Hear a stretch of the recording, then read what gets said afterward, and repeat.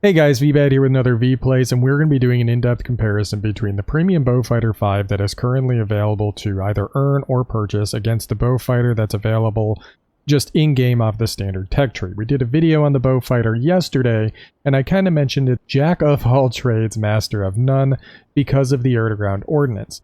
Now, I questioned at first, looking at the Beaufighter 5 and doing a stat comparison, I'm like, everything I see on paper says that the Beaufighter 5 isn't anywhere near what the Beaufighter is. So what I did is, since the Beaufighter 5 does not carry any air-to-ground ordnance and is just going to be 2 cannons and a turret, I wanted to do an equal comparison against our tech tree Beaufighter, because the tech tree Beaufighter is, if you're carrying those air-to-ground ordnance, you're actually going to be adversely affecting the aircraft's overall performance. So we've decided to strip off the air-to-ground ordnance on this airframe so that we can get more of an accurate comparison between the two.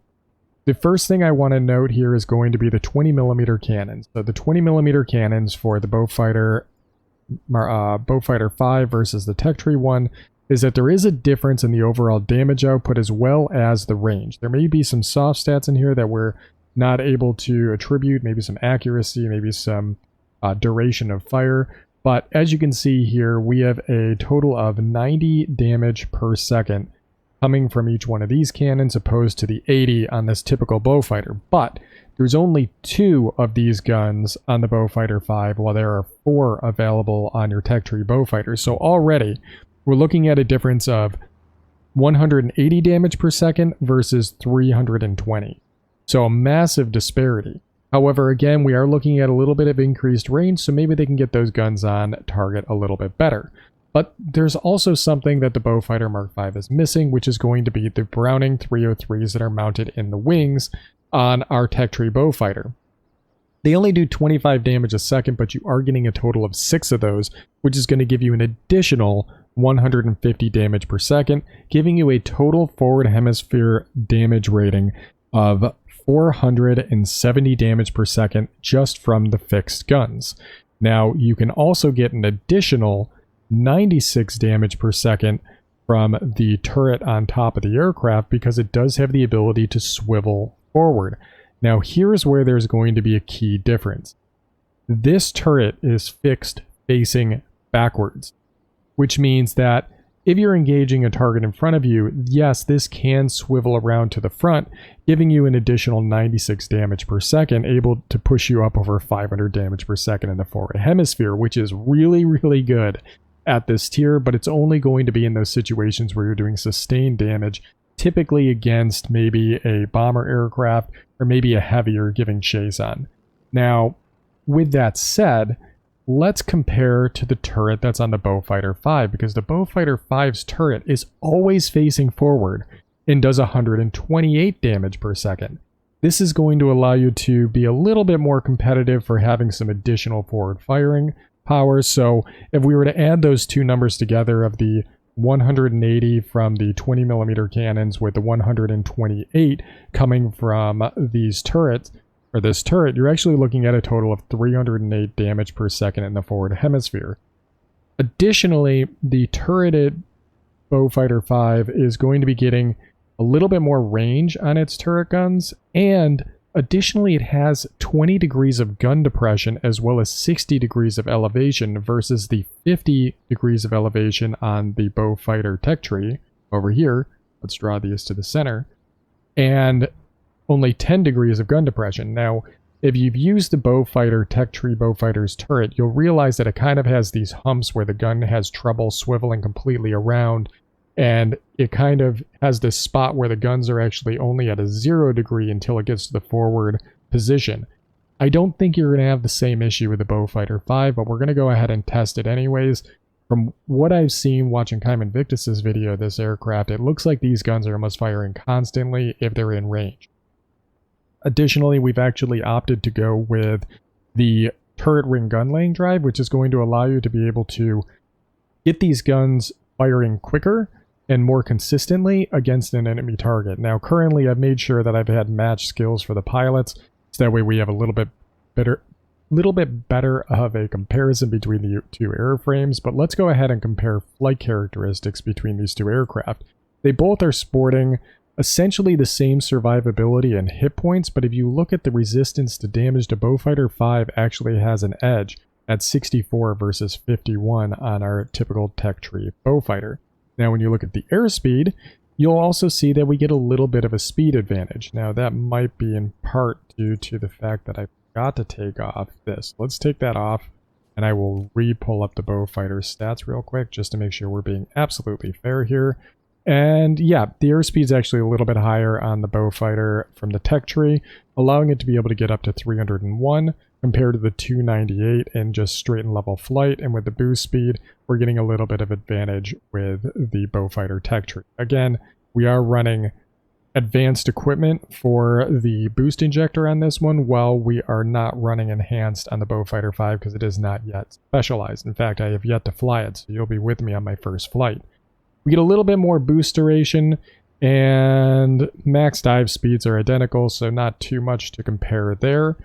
And then when it comes to maneuverability, we're actually getting a little bit more maneuverability out of the Beaufighter 5. Well, we knew that when I initially looked at the stats, there was going to be some basic changes between the two, but 0.5 seconds, I'm thinking it's going to make it feel a little bit more maneuverable, and sometimes the feel alone is going to give us that little bit of an edge. Now I'm going to pull up the altitude performance here, and we look at the altitude performance. They are essentially identical for the service ceiling and max optimal. However, the rate of climb is actually going to be better again on the Beaufighter tech tree. This is true even irregardless of the advanced equipment. It's still going to have a little bit of an edge when you just do a basic comparison. In fact, the engines are actually completely different engines. You're looking at the difference of these Hercules Mark IVs on your tech tree version versus the Merlin engines on this aircraft. So there's actually a little bit of a disparity in the overall engine horsepower. So that kind of explains that. Now, we've talked a lot, and usually I like to fill my videos with a lot more gameplay.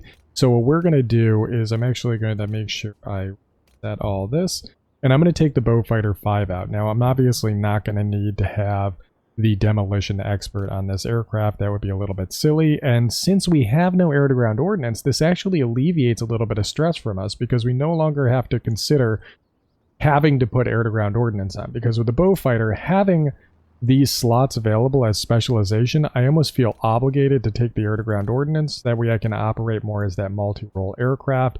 But now with the Beaufighter 5, it kind of takes that decision away from us, which alleviates a little bit of stress trying to figure out what your identity is, because you know you are actually a heavy fighter at this point, or at least an aircraft interceptor. So I'm going to go ahead and swap out this pilot for something that doesn't have demo expert, and a very balanced build is going to be this Spitfire Mark 14 here, which is going to give us aerodynamics expert, engine guru 1, marksman 1, as well as firefighter. Although I argue that firefighter isn't something I should have on a heavy. This is just going to be a test run. So let's go ahead and take this aircraft out and see how she performs. Alright, so this is going to be my third battle in this aircraft, because the first battle only took a couple of minutes because we got air supremacy, and then the second battle, my plane started flying sideways due to 100% packet loss, and I was not the only one, so we're hitting some weird server glitches. So hopefully this one will be the one that sticks. I was drawing a lot of comparisons between this aircraft and the Blenheim when I was recording the last video that you know, didn't work out due to packet loss, because you're still getting the same, well, you're not getting the same, but you're getting the same type of configuration of 220s, and then tail gunner, which is more of a dorsal gunner, that can actually fire forward. You do not get the bombs, however, though, so that is going to be a definitive difference. But it's really going to be an aircraft that needs to opportunistically hit targets early on. That is not a good sign when you got one of your players just blowing up immediately. Pretty good hits on that guy. Let's look for another opportunistic target here. We do have some pretty decent maneuverability on this platform. We're looking at a little over 14 seconds. That's the aircraft we damaged earlier. I don't want the enemy to be able to pick him up. But here is the other heavy defender. So let's try and swing back around. We did pick up the zone. And there is going to be a BF-110. Now he has lost his pilot there, but looks like my team helped me take him out, so that is a good sign. Let's dive onto this aircraft. Able to get these shots on a little bit early. We aren't getting overly committed. We're going to burn right through and look for another opportunistic target here. Again, playing very much like a boom and zoom platform.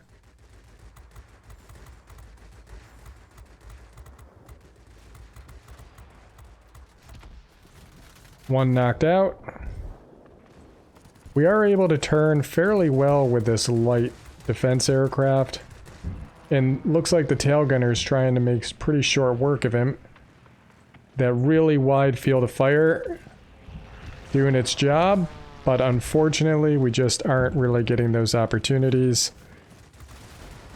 Oh, I think we may have lit that guy on fire, and that was enough to be able to pick up the zone. So good job to the team, but we do need to head back to the airfield. It looks like everybody followed me on this move, so we definitely need to get back into that section. And they are attacking a multi-role and possibly our bomber. So let's see what we can do to make our way to that sector. I think the Spitfire is engaging. Good. We're checking the minimap to see which direction these aircraft are heading in. P-43 might be a little bit more of a target I want to go after right now. Sure, the BF-110 is diving in my general direction, but not on me. Okay, let's go after this guy. Oh, nice job, team.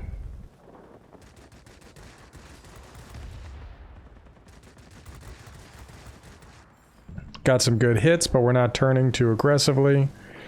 And we're looking for aircraft making their way into the sector.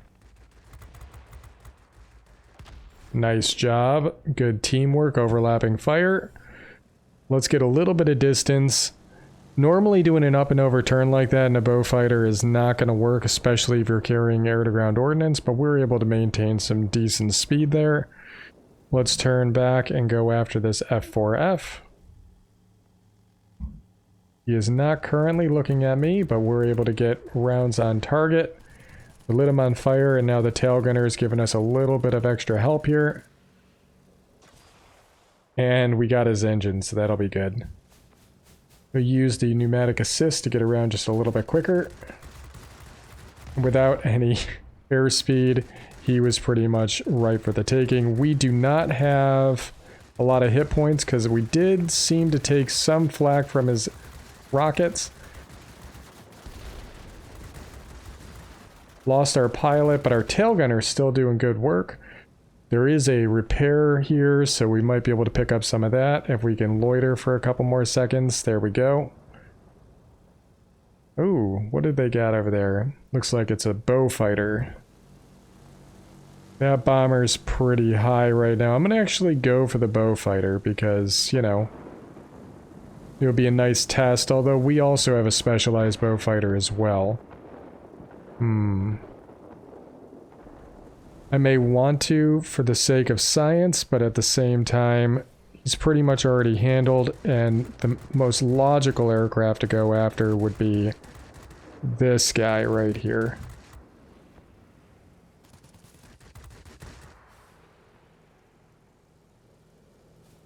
Settling in on his 6. We're able to take him out.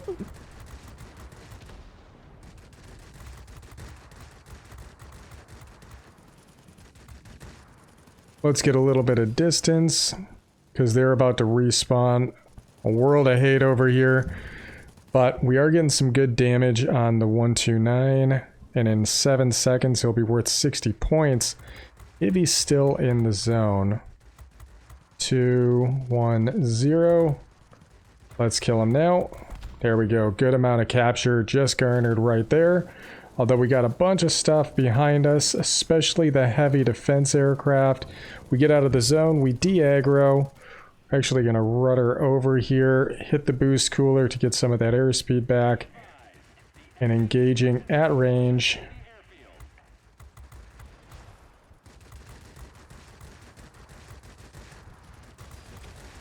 Not the same type of DPM we're used to with the standard Beaufighter, though, and I think we knew that, and we've talked about it quite a bit at this point.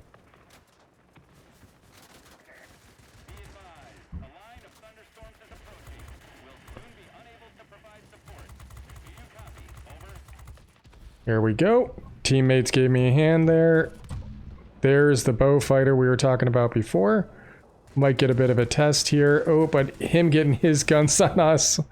And he totally rammed us. We were trying to deviate from that engagement, but he definitely took advantage of his superior firepower, and he was able to really put the hurt on us. So, I mean, not my favorite test, but we aren't quite at squall. So we got 9 seconds. I'm going to get a chance to come back into the zone. I'm going to go right into the tussle. There's a lot of people respawning there. It's going to be a bit hectic at first, but looks like one's been knocked out. Nope, the other one was just a ground attacker anyways, so.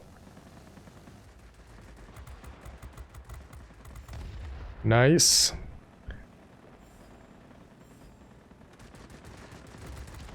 Oh, I kind of stole that one from him. I actually feel bad about that one.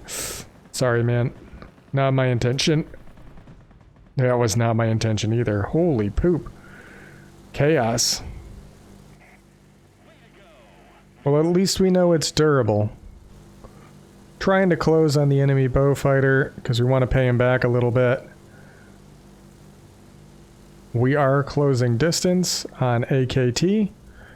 We're going to hit the cooler. He's already taken some hits from the defense aircraft. I don't think we're going to get a chance. He's not really going to let us. Or is he?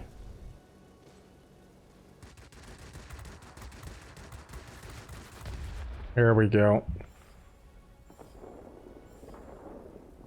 Picked up grade 2. Fire didn't last long due to the setup we have on this airframe. That was a good fight. Good fight by him, by the way. I mean, that ram was a very tactical ram on his part. Mine against my own air defense aircraft definitely was not a tactical move, but let's see what we got here. Almost all enemy aircraft are destroyed.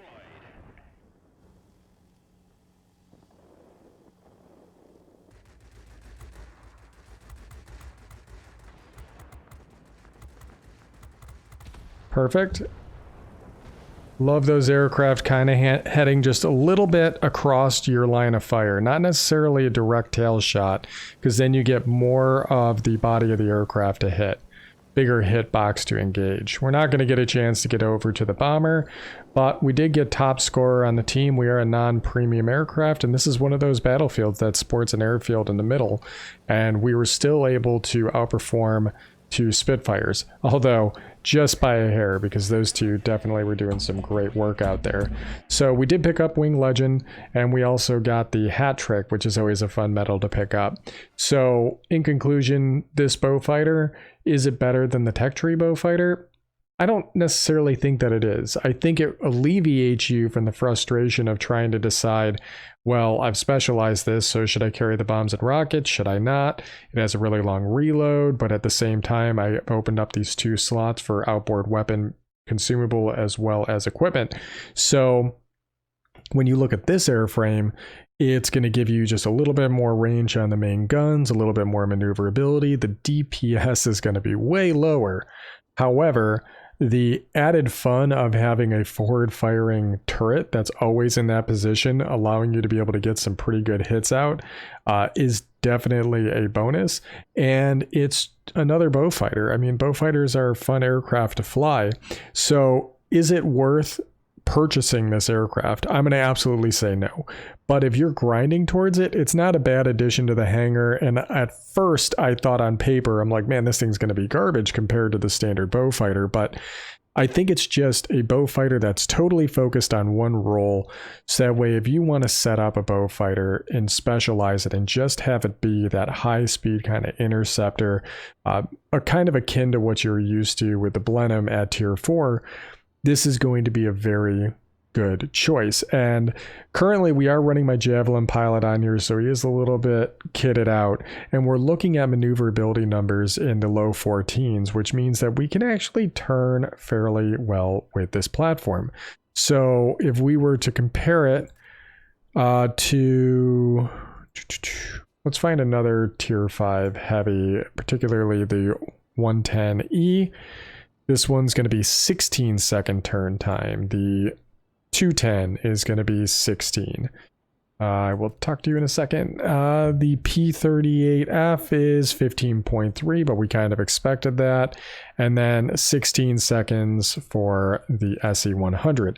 So when it comes to the Beaufighter 5, you're actually getting a fairly maneuverable platform that is able to still go up against those other aircraft. It still doesn't like climbing in the vertical too much. You got to make sure you have steady climbs, but it definitely has its place on the battlefield. And I'm a little bit remiss to say that initially I wasn't looking forward to this airplane in any way, shape, or form, but after flying it and realizing that these guns actually fire forward for the turret, or are already pre-positioned for that, it actually has turned out to be a fairly enjoyable aircraft and a welcome addition to my tier 5 heavy collection that I've got going. So I hope you guys enjoyed the video, and as always, I'll catch you on the next one.